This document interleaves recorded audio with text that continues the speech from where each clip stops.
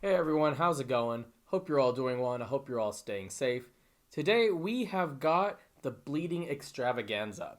So what I have done is that in custom mode, I unlocked every single thing that has to do with bleed. So we've got the throwing knife, we've got the blood shield, we've got the blood sword, knife dance, cleaver, all of these really cool things, and a couple other skills that were able to proc bleeding because of things like open wounds and other affixes such as nearby enemies start bleeding, which is what you see with corrupted power a little bit later in the run. And essentially the idea is get as many bleed stacks as possible and be able to kill enemies as fast as possible. So if you're seeing me for the first time, I like to do a lot of Dead Cells guides, 5BC runs, post commentary, live commentary. I have a podcast called Chaos and Chill. I also do a lot of Skull the Hero Slayer, and as well, I like to do some commentary stuff on random topics. So if any of that interests you, feel free to hit the subscribe button and the bell for notifications, and let's get started.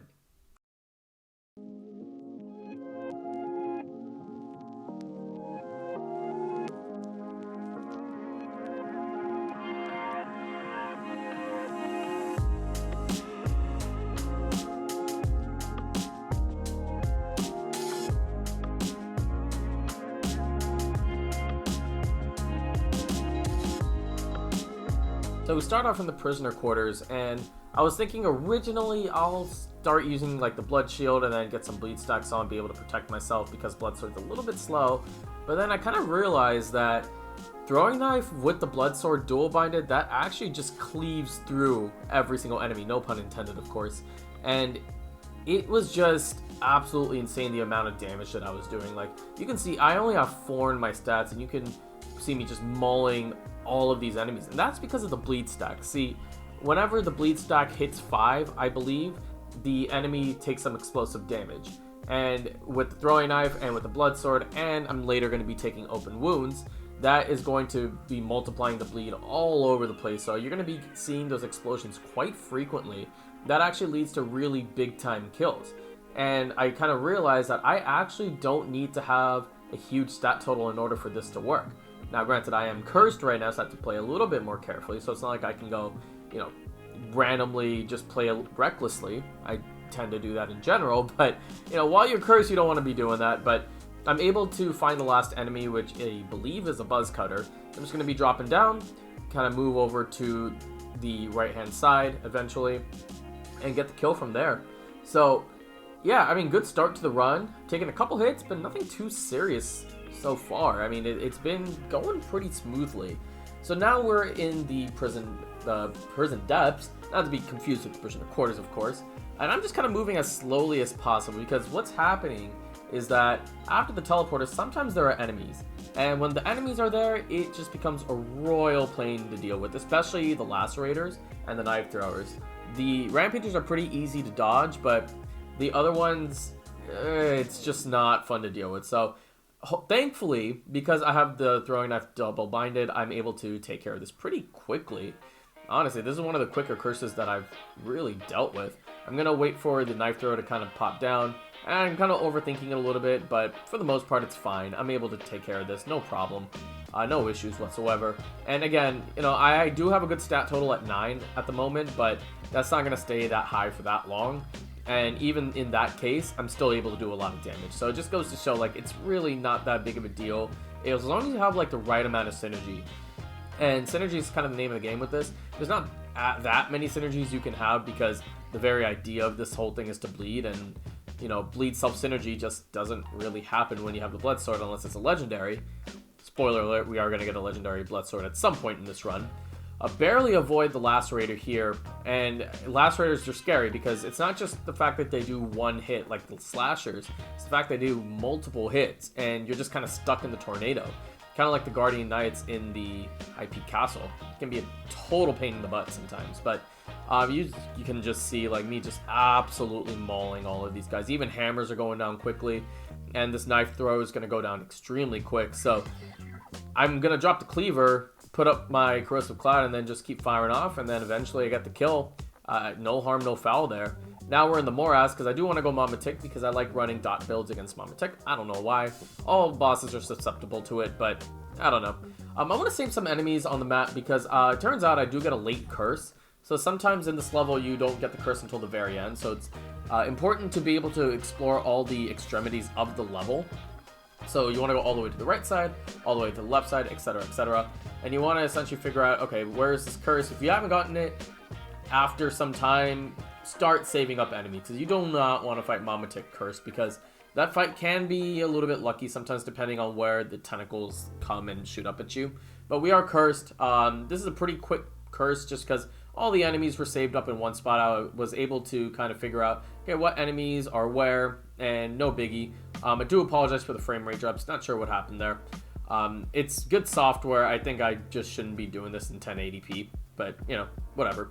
We do clear out the curse pretty quickly again, and now we're going to be fighting Mama Tick. I do take this phase pretty slowly just because of the fact that I don't like dealing with the tentacles that are shooting up, and there's a lot of things going on the screen, especially with the corrosive cloud and all the bleed stacks, so don't want to get hit by a tentacle when I'm not looking.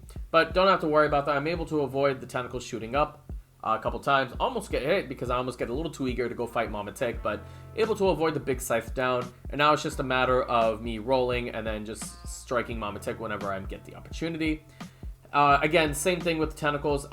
If they shoot up both at the same time and you don't have a shield, you're going to get hit if you use the roll against the wall strategy. It is the safest, it's the most consistent, but you may get hit. So getting a no hit in this fight without a shield is kind of tough. Of course, you can always just parry them, but you know, almost get hit by the double sights going downwards. That would have sucked because I would have gotten caught in and I would have taken a lot of damage from there. Berserker is not active at the moment, so I'm just going to keep firing off as soon as I dodge all three sights, and that's going to be the kill from there. She's going to do the double scythe down, but she's going to die as she starts attacking, and from there, perfect fight. So no harm, no foul. We're doing good so far. Able to pick up a legendary, I believe that is a knife dance, and I got the enemies nearby start bleeding affixes. I got that on pretty much everything at one point or another, just because with mobs it's extremely helpful. I only saw bleeding causes poisoning once, unfortunately. I don't know why that happened. Kind of unfortunate, but it is what it is. It's fine. It's not a huge deal. Again, we're just doing a lot of damage, and still, I rarely ever get the 60 in still, but this time I was able to get it. We are cursed now. We're in Sepulcher. Again, just frame rate drops. I think it might be a thing with curses. May not be. I don't know. Either way, it's going to be a pretty quick curse again. I'm going to go fight this elite straight up just because I know I can basically one-shot it at this point. And I don't even need to kill the elite because of the fact that I was able to kill all the kamikaze bats. Get a really cool dodge off the Inquisitor. And then from there, just it's all movement. This game's all about movement. You want to be able to go to the right spots. And you're going to see how not to move in this game when I go fight Timekeeper up next. Because yes, I am going to fight Timekeeper.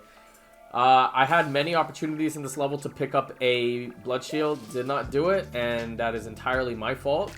I would have possibly been able to do some good things, but unfortunately, it's just, Timekeeper is just tough with weapons like this when you're not able to, I don't know, it's just a tough fight, especially when she hits you with the shurikens, and just everything's kind of coming around at you, and then you have the rolling cooldown. It's tough, it's not easy, it's not an easy fight.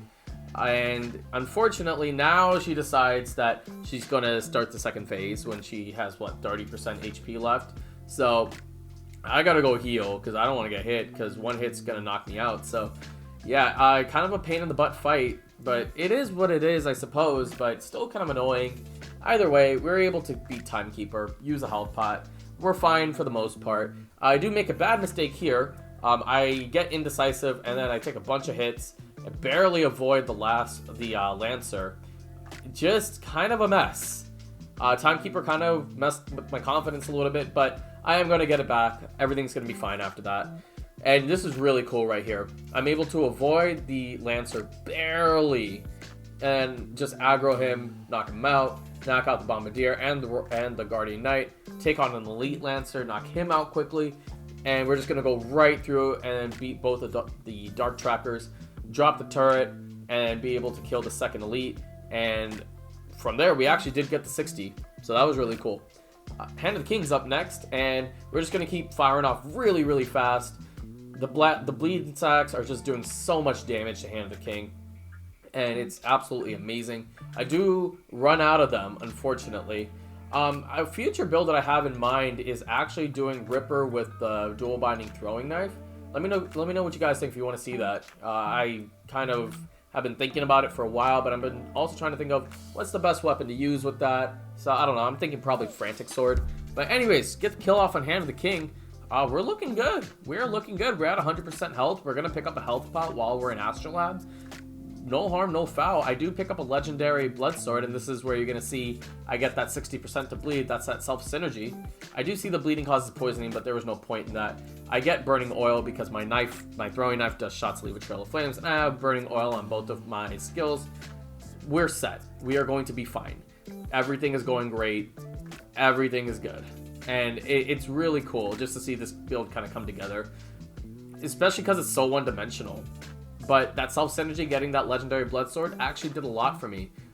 Again, I apologize for the frame rates, but finally we see the collector. And don't be afraid to use the wall in this fight. It helps you out, helps me out a lot.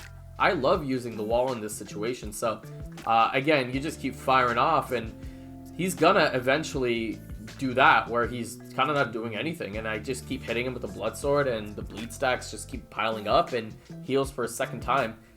He heals 3 times, and then he drops the Panacea on the 4th. So that's really important here. That's why I want to get 3 as much as I can, so I don't have to face these enemies multiple times. I don't have to face his other phases multiple times, because afterwards he just goes back to the beginning. He did his 3rd heal, now he's going back to the beginning part, and it's going to be a lot more easy to do it. All I need to do here is dodge the fireballs. 1, 2, 3, and then all I need to do now is avoid the stabby move. 3, and then now he's gonna drop the Panacea, pick it up. I have the emergency triage, so it's gonna be a very quick kill from there, and that's the run. Honestly, pretty good run. Is it my best? No, but I would definitely say that it's up there in terms of just efficiency and being able to just cleave through enemies. That was awesome, being able to do that. And with double binding with throwing knife is one of the easiest things that you can possibly do. Especially because those bleed stacks, they get up there, and once you start not having to worry about using the throwing knife and just double binding it onto something, you're set. And with the blood sword already doing a lot of damage as it is, yeah, I mean, these bosses go down very quickly. Obviously, Timekeeper was a disaster, but we got through it. Sometimes you just got to get through certain bosses, and sometimes you're able to do things pretty easily. So this run definitely showed a good mix of both. Thank you guys so much for joining me. I really appreciate you taking time out of your day to watch my content. Again, leave a like and subscribe if you enjoyed this video and want to watch more stuff like this. And I'll see you all later. Have a great night, everybody, and stay safe out there.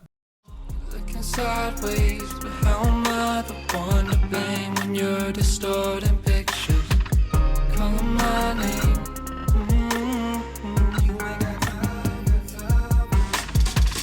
Looking sideways, but how